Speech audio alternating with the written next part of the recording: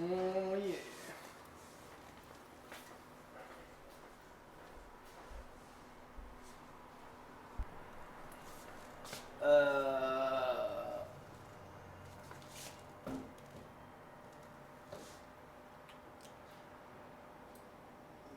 It's not coming.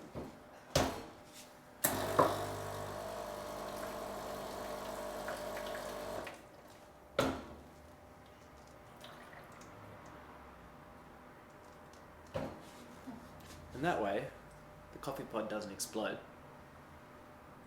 and go everywhere. So once the pod's dried out and it's stuck to the top, if you just run water through it again, it'll just loosen it up, lubricate it. It should just come out, and that way you can avoid the coffee pod exploding all the way through the coffee machine.